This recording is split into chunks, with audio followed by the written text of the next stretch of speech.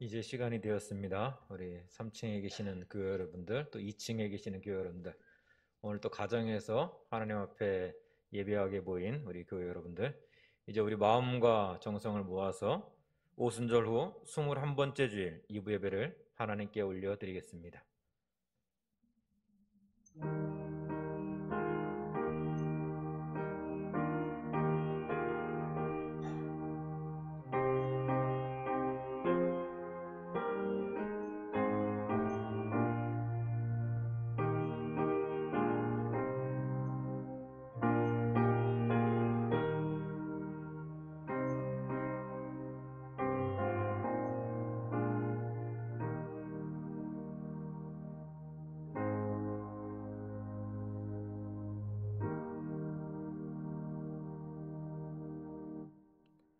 오라 우리가 여호와께 노래하며 우리의 구원의 반석을 향하여 즐거이 외치자. 우리가 감사함으로 그 앞에 나아가며 시를 지어 즐거이 그를 노래하자. 여호와는 크신 하나님이시요 모든 신들보다 크신 왕이시기 때문이로다. 에베네셀의 하나님, 우리의 동반자가 되어주시며 여기까지 우리를 인도하여 주신 하나님의 은혜에 감사를 드립니다. 주님은 환난 중에 우리의 피난처가 되어주셨으며 고단한 인생길을 걸어갈 때 우리의 지친 발이 넘어지지 않도록 붙들어 주셨습니다. 주님께서 베풀어 주신 그 수많은 은혜를 기억하며 오늘 저희들이 주님을 향한 진심 어린 마음과 정성껏 준비한 예물을 가지고 주님 앞에 나와 예배를 드려오니 우리가 드리는 이 예배를 기뻐 받아 주옵소서. 예수님의 이름으로 기원하옵나이다. 아멘. 사도신경으로 우리의 신앙을 고백드리겠습니다. 나는 전능하신 아버지 하나님 천지의 창조주를 믿습니다. 나는 그의 유일하신 아들 우리 주 예수 그리스도를 믿습니다. 그는 성령으로 잉태되어 동정녀 마리아에게서 나시고 본디오 빌라도에게 고난을 받아 십자가에 못 박혀 죽으시고 장사된 지 사흘 만에 죽은 자 가운데서 다시 살아나셨으며 하늘에 오르시어 전능하신 아버지 하나님 우편에 앉아 계시다가 거기로부터 살아있는 자와 죽은 자를 심판하러 오십니다. 나는 성령을 믿으며 거룩한 공교회와 성도의 교제와 죄를 용서받는 것과 몸의 부활과 영생을 믿습니다. 아멘. 찬송가 86장 다 같이 찬송 드리겠습니다.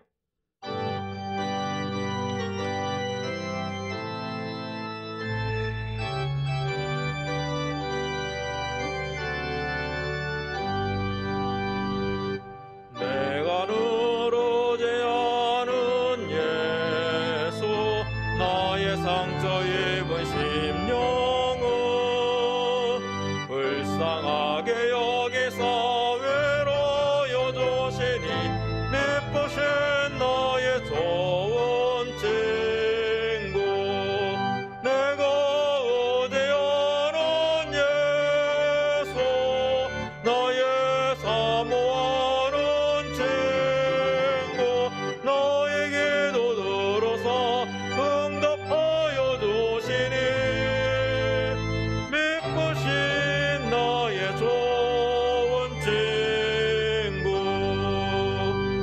주의 손 의지하고 살 때 나를 해할 자가 없도다.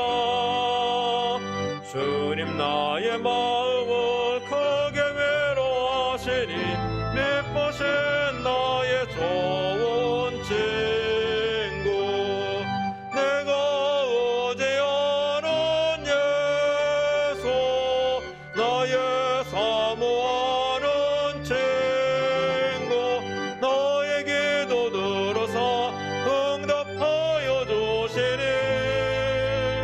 미쁘신 나의 좋은 친구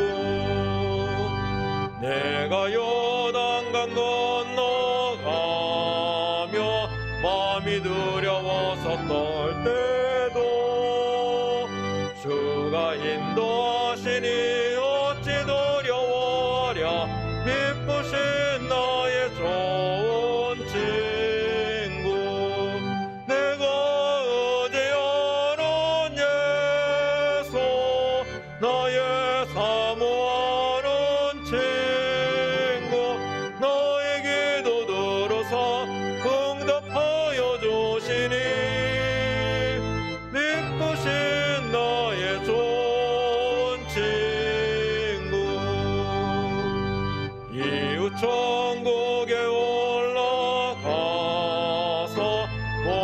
성도들과 함께 우리들을 구하신 주를 찬양하리라. 기쁘신 나의 좋은 친구, 내가 의지하는 예수, 나의 사모하는 친구, 나의 기도 들어서 응답하여 주시니 기쁘신 나의 좋은 친구.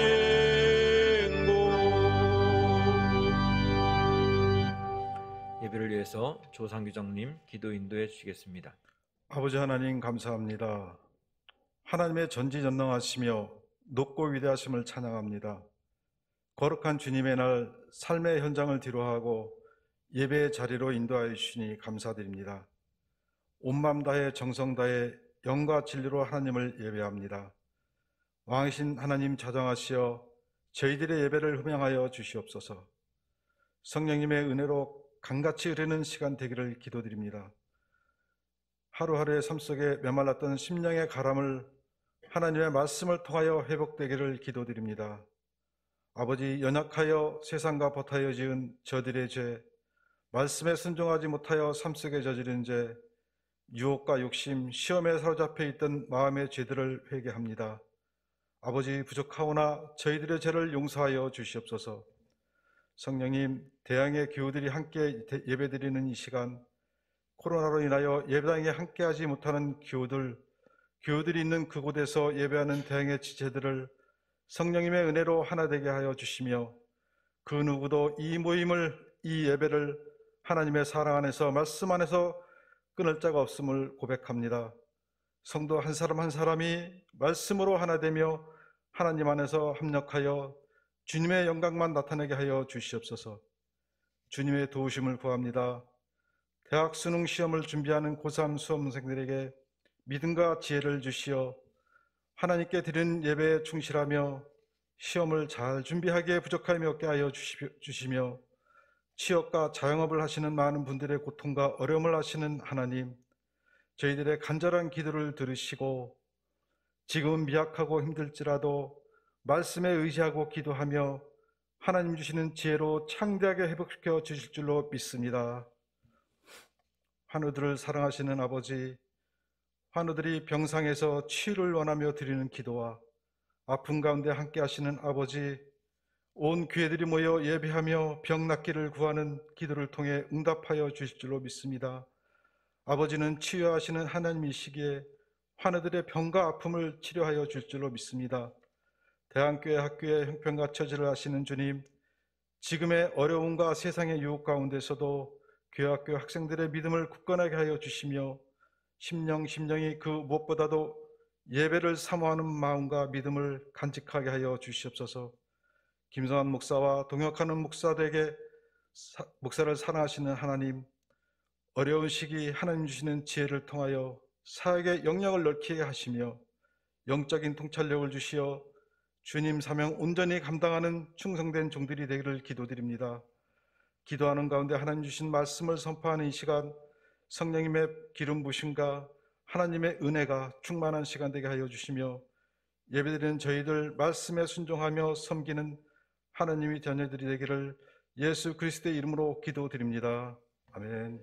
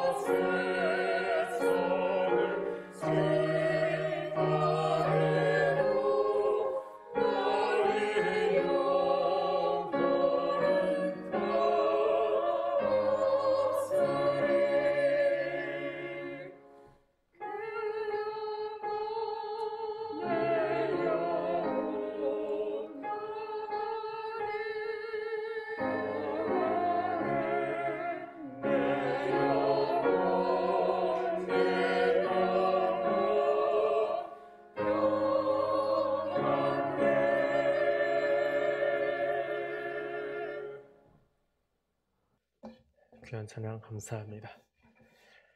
하나님 말씀 함께 보겠습니다. 디모데후서 1장 12절 말씀입니다.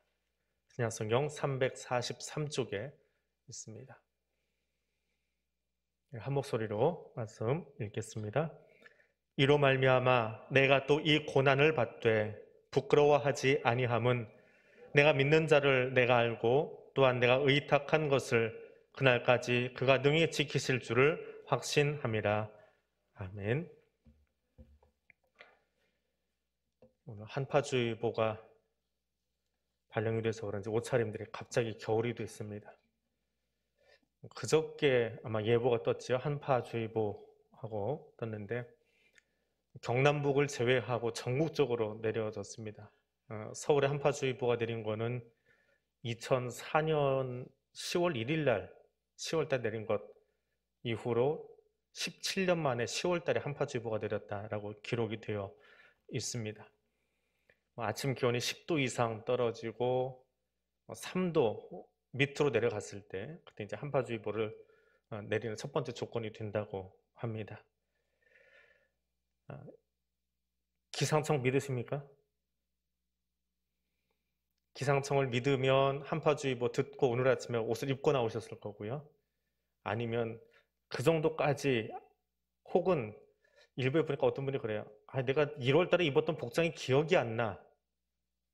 그 0도씨 됐을 때 내가 어떤 옷을 입고 다녔지 해가지고 그때 사진을 보고 다시 옷을 챙겨 입으셨다라는 분도 있습니다.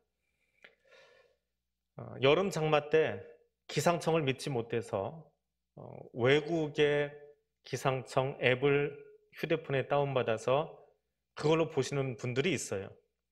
그래서 우리나라 기상청 비 온다 하는데 외국 기상청에서 비가 안 온다 그러면 우산 안 들고 나가는, 어떤 말이에요? 우리 기상청을 신뢰하지 않는 거지요. 똑같은 이치가 신앙에도 적용이 됩니다. 근데 그 신뢰라는 말을 하기 전에 믿음이라고 하는 것과 신뢰라고 하는 것은 구분해야 되는 단어입니다. 변화산에서 내려온 예수님 앞에 귀신 들려서 말 못하게 된 아이를 끌어안고 아버지 하나가 달려 나옵니다. 그리고 예수님에게 귀신을 쫓아내달라고 하면서 믿음 없음을 도와주십시오 라고 이야기합니다. 누가복음 17장에서 사도들은 예수님에게 우리에게 믿음을 주십시오, 믿음을 더하십시오 라고 요청합니다. 믿음은 하나님께서 우리에게 주시는 선물입니다. 내가 의지로 공부해서 믿어지는 게 아니라 하나님이 우리에게 주시는 선물입니다. 반면에 신뢰는 우리가 하나님을 향해서 드리는 행위, 어떤 분은 그것을 두 개를 빗대어서 믿음이 하나님에게 우리에게 주신 선물이라면 신뢰는 우리가 하나님께 드리는 선물이다. 그래서 믿음과 신뢰는 같이 소통하며 가는 거다. 그렇게 설명하시는 분도 있습니다. 기상청을 신뢰한다면 그 예보를 믿고 우산을 들고 나가거나 옷을 챙겨 입고 나가는 것입니다. 그런데 그 기상청을 신뢰하지 못하면 뭐라고 하든지 간에 나는 내 생각대로 우산을 놓고 가거나 옷차림을 내가 알아서 입고 나갑니다. 마찬가지입니다. 하나님을 신뢰하십니까? 그 하나님을 신뢰한다라고 하는 것이 하나님과 함께 하는 삶입니다. 오늘 그 말씀을 함께 나누려고 합니다. 하나님을 신뢰한다. 무엇을 신뢰하십니까? 어떤 면을 신뢰하십니까? 막연하게 믿노라라고 하는 것은 맹신입니다. 다짜고짜 믿는 것은 광신입니다. 신뢰는 근거가 있습니다. 바울 사도는 디모데에게 쓴 편지를 통해서 하나님을 신뢰하는 근거를 하나님이 하신 일에 두고 있습니다. 하나님께서 우리를 세상 가운데서 구별해내신 이유가 내가 열심히 무엇을 잘해서가 아니라 하나님이 우리에게 행하셨다라고 합니다. 우리의 행위에 있지 않다.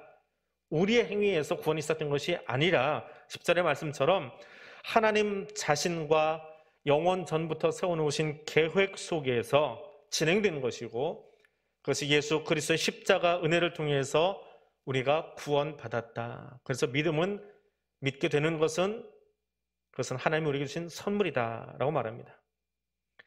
그럼에도 불구하고 우리가 하나님을 신뢰하지 못하는 이유가 무엇입니까? 복음을 들으려고 하지 않는, 혹은 은혜를 경험하고도 그것을 잊어버린 것이 이유입니다.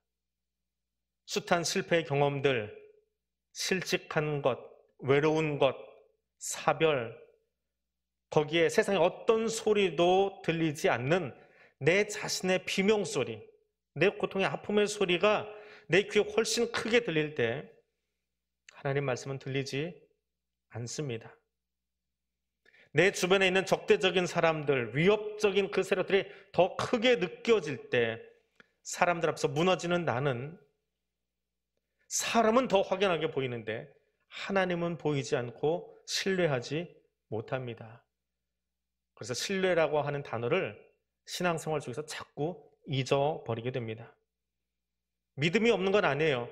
믿음이 있으니까 예배당에 나오고, 믿음이 있으니까 교회 붙이고, 믿음이 있으니까 나는 기독교인이다라고 말하지만, 그럼에도 불구하고 코로나가 더 크게 보이고, 분열된 사회가 더 크게 보이고, 개인의 슬픔이 신앙보다 더 큰 소리로 들릴 때 하나님을 신뢰합니다라고 하는 이 신뢰의 단어는 희귀한 이상과 같이,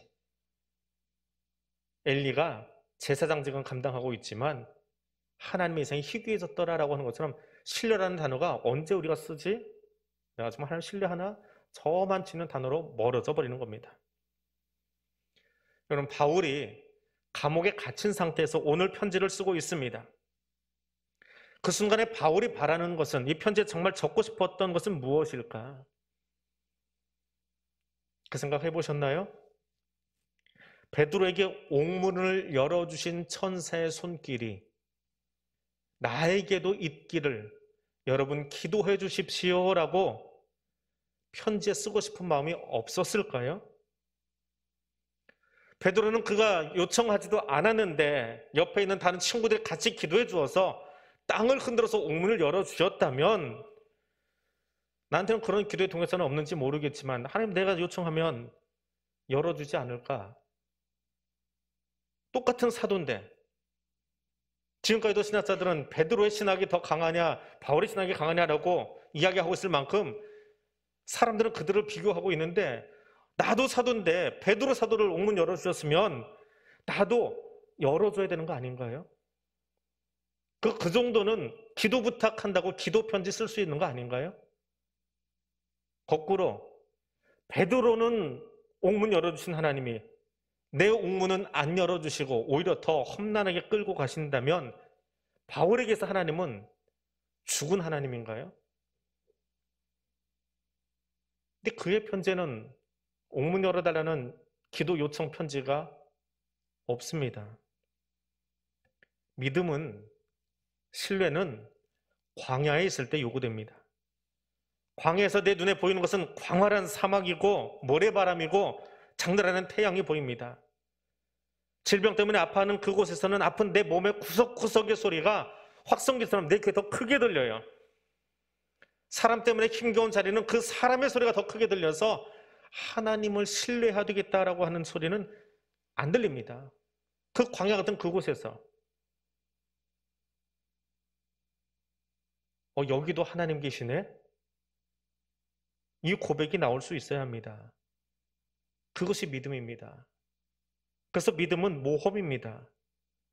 사막에 던져져도, 위기에 노출되어도, 바울처럼 영혼의 몸이 되어 있어도 거기도 계신 하나님, 거기서도 일하고 계신 하나님, 거기서도 나와 함께 하시는 하나님 만나야 합니다. 그래서 모험입니다. 거기 계신 하나님은 우리를 광야로, 감옥 밖으로, 질병 밖으로 안 꺼내 주실지도 모릅니다. 안 꺼내 주실 수도 있습니다. 바울에게 육체의 가세를 짊어진 채로 사역하도록 그 면에 있어서는 내버려 두실 수도 있는 것처럼 말입니다. 그러나 분명한 것은 나를 향한 하나님의 계획이 있고, 그곳으로 광야건 감옥이건 질병이건 아픔이건 그것을 인도하시는 하나님의 손으로 지금 내가 여기 있다는 것, 그것을 인정할 수 있는 것이 믿음입니다.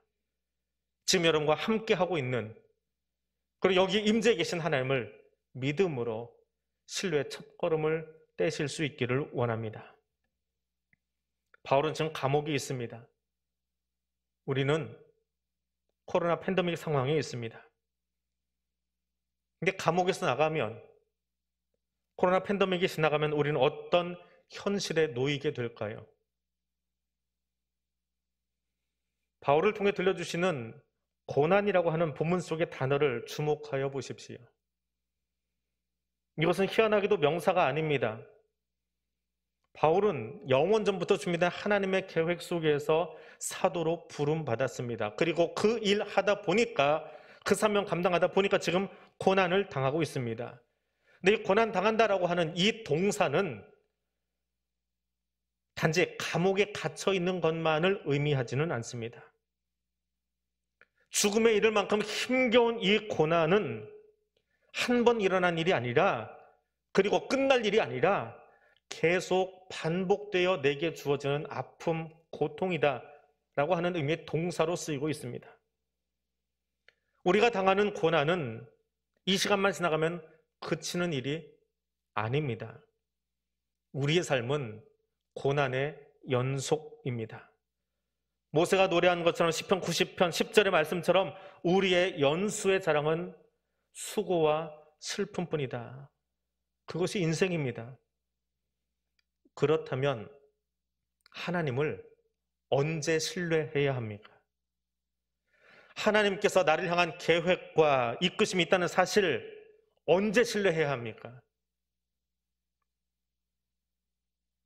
과거에도 했고, 지금도 하고 있고, 미래에도 해야 합니다. 신뢰는 잠깐의 것이 아니라 내 삶에 계속되는 진행형의 단어입니다. 예수를 처음 만나서 그 옛사람을 십자가에 못 박고 회심했다면, 변화되었다면, 지금은 그 회심한 삶의 방향을 가지고 계속해서 하나님을 향하여 가도록 서 있어야 합니다. 그렇게 걸어가야 됩니다. 무너지고 있는 소돔과 고모라의 소리가 우리의 고개를 돌리게 할 겁니다. 궁금증 때문에, 호기심 때문에, 그래도 내가 지나왔던 옛날 흔적인데 고개를 돌리는 순간 그는 돌기둥이 됩니다. 소금기둥이 되어버립니다. 회심했다면, 천사까지 동원해서 롯의 가족을 생명의 길로 좀 인도하고 있다면, 뒤에서 어떤 소리가 나고 옛사람이 나를 어떻게 끌어당기고 있다 할지라도 나는 표 대신 예수 그리스도만 바라보고 지금 신뢰하면서 나가야 합니다. 큰 소리가 당장 나를 덮칠 것 같지만, 그러나 하나님이 저기 생명의 길 예비해 놓으셨다면 그것을 신뢰하고 가는 것, 그것이 믿음의 행진입니다. 바울은 감옥에서 나가는 것이 목표가 아니고 로마를 향해서 갈 것입니다. 그리고 결국에는 표 대신 예수 그리스도를 향해서 나아가는 삶을 살았습니다. 우리가 살고 있는 지금 이 시간, 2년 가까운 코로나 상황도 다음 달이면 위드 코로나 하겠다고 합니다. 하겠지요. 할 겁니다. 그리고 어느 순간 인류에게 주신, 하나님이 주신 그 과학기술, 의료기술을 가지고 코로나쯤에 알약 하나 먹으면 깨끗하게 나올 수 있는 질병으로 바뀌어질 겁니다. 그 수준에 갈 겁니다. 그러면 신앙은 언제를 위한 것입니까?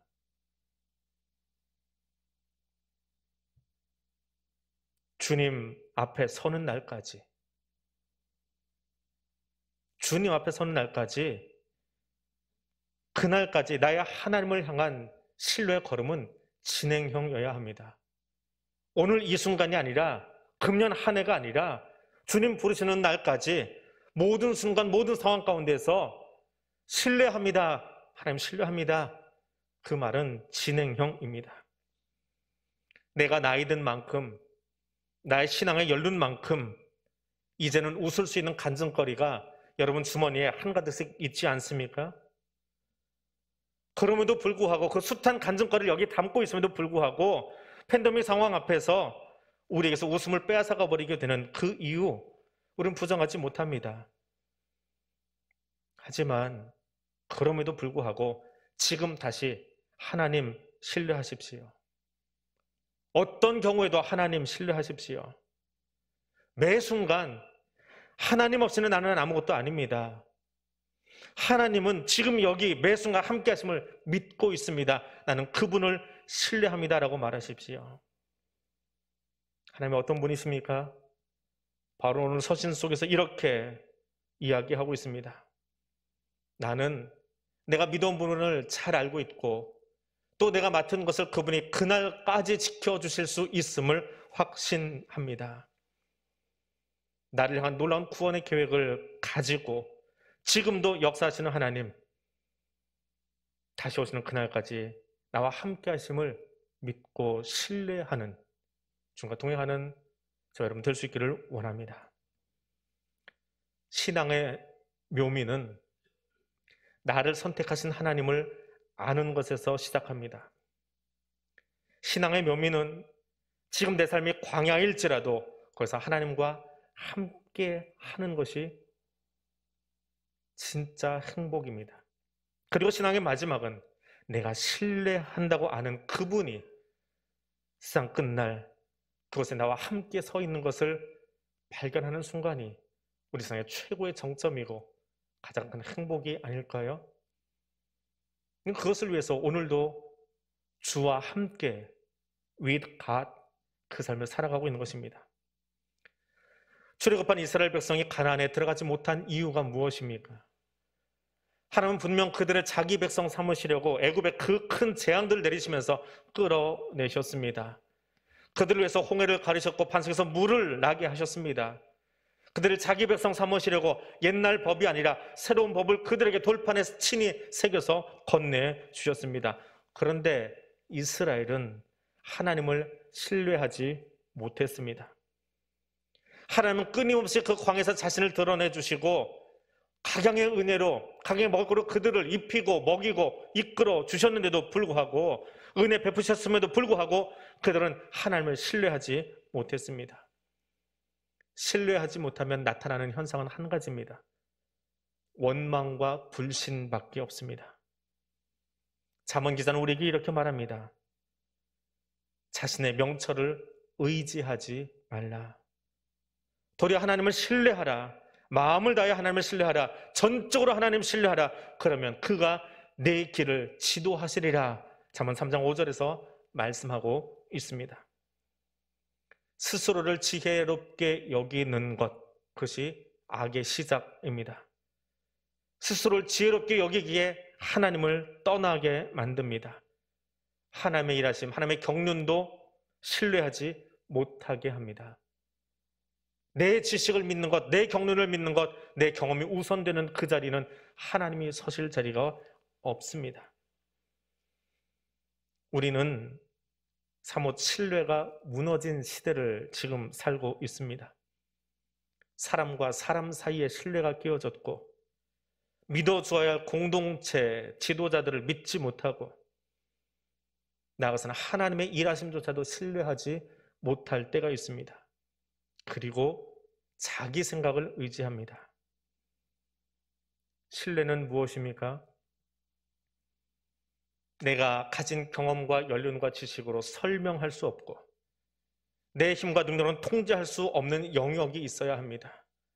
그때 우리는 내 힘으로는 감당이 안 되지만 전능하신 하나님을 신뢰하기에 그분이 이 모든 것을 내가 이해하지 못하고 내가 감당하지 못하는 이곳을 하나님이 감당해 주십니다. 하나님이 열어주십니다. 감옥에 갇힌 바울이 할 수 있는 일은 무엇일까요? 오늘을 살고 있는 내가 이 답답한 현실 속에서 할 수 있는 일은 무엇일까요? 답은 적어도 하나입니다. 하나님 신뢰하는 것입니다. 그것이 하나님 신뢰하는 이유입니다. 설명이 안 되고 납득이 안 되고 그래서 전능하신 하나님을 신뢰하는 것입니다. 성령의 능력이 위로부터 사도들에게 주어질 때 그들은 로마가 통치하는 세상 속으로 나가서 일상 속으로 나가서 증인의 삶을 살았습니다. 내 지성으로는 내 이해로는 다락방이면 족합니다. 나가지 못해요. 그냥 다락방 안에서 기도하고 다락방 안에서 예배만 드리면 돼요. 신앙생활 잘하는 거지요. 기도 열심히 하는 거지요. 그러나 하나님은 그들에게 성령을 부어주신 뒤에 그들의 일상이요. 어떤 일상이요? 편안하고 행복한 일상이 아니라 나가면 죽어야 되는 그 일상 속으로 내모셨습니다. 그리고 성령 충만한 그들은 그 로마가 통치하는 일상 속으로 들어가서 그래서 증인의 삶을 살았습니다. 그리고 하나님은 거기서 제자들과 우리들과 세상 끝날까지요. 로마가 무너지는 날이 아니라 코로나가 지나가는 날이 아니라 세상 끝날까지 우리와 함께 하십니다. 그것이 오늘 노사도 바울을 통해서 디모데에게 그리고 오늘 우리에게 주시는 고백과 같은 메시지입니다. 말씀을 맺습니다.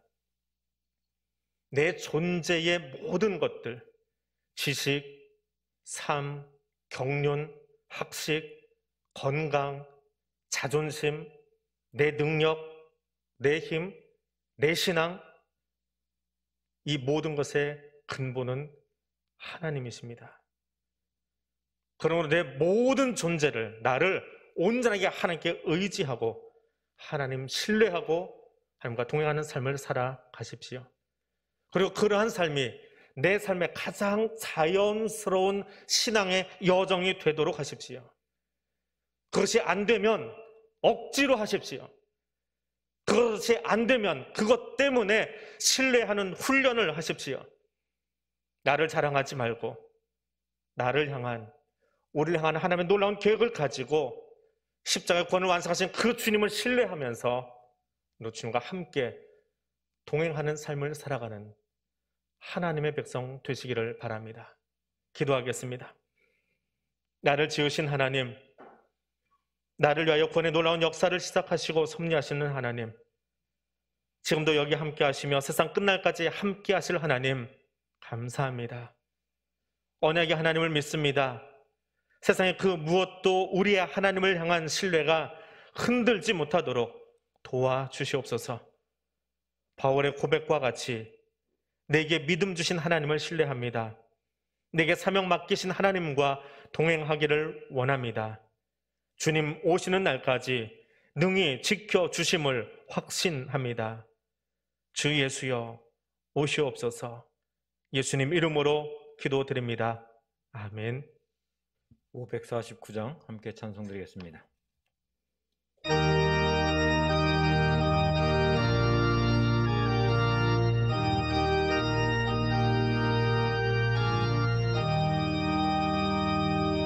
내 주여 뜻대로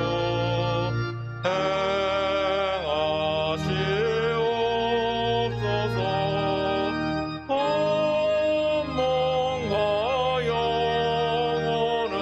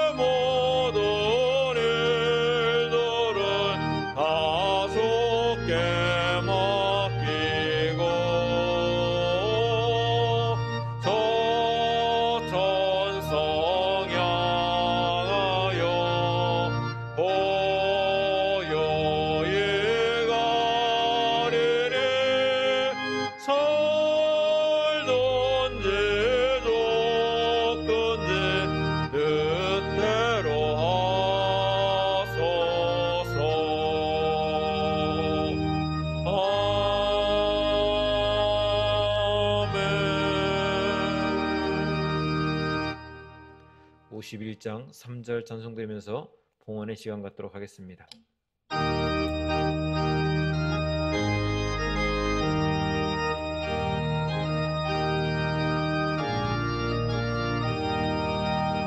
내가 받은 모든 것은 하나님의 선물이니 마음과 뜻하여서 겸손하게 드립니다. 주님 기뻐 받으시니 바치는 나 즐겁도다. 복의 근원 하나님께 영원토록 감사하리.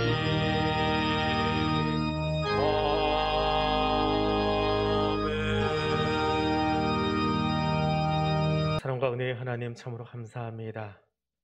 지금 여기 우리와 함께 하심을 인하여 감사드립니다. 그 하나님을 신뢰합니다. 그 하나님과 함께 동행함을 감사드립니다. 그 고백을 여기 담았습니다. 그 고백으로 드려지는 예물과 그 고백 가운데 구별해 드리는 시간과 예배를, 삶을, 생명을 주의 두 손에 받아 주시옵소서. 그 드려진 이 예물과 고백이, 그 삶이 하나님의 나라를 위하여 주님 오시는 날까지 아름답게 쓰이도록 성령 하나님 함께하여 주옵소서. 오늘도 자신의 처한 자리에서, 예배 자리에, 또 온라인의 자리에, 또 자신의 의무를 다하고 있는 군 복무하는 그 자리에, 산업의 현장에, 병상에 지금 동일하게 찾아가 주시어서 오직 하나님만이, 전능하신 하나님만이 베푸실 수 있는 신령한 은총과 복으로, 치유와 회복의 은혜로 함께하여 주옵소서. 오늘 나와 함께 하시는 하나님의 손 붙잡고 일상의 예배자로 일어서 나가려고 합니다. 그곳에 성령 하나님 동행하여 주시옵소서. 거기서 살아계신 하나님을 새롭게 만나고 또 경험하는 은혜의 현장이 될 수 있도록 우리 일상 가운데 함께하여 주옵소서. 예수님 이름으로 기도드립니다. 아멘. 이제는 우리 주님 예수 그리스도의 은혜와 하나님 아버지의 크고 놀라우신 사랑과 성령 하나님의 교통하시며 인도하여 주시는 은총이 하나님을 신뢰하는 그 마음으로 일어서서 일상의 예배자로 나아가는 백성들 위해 지금부터 영원토록 함께하여 주시기를 간절히 축원하옵나이다. 아멘.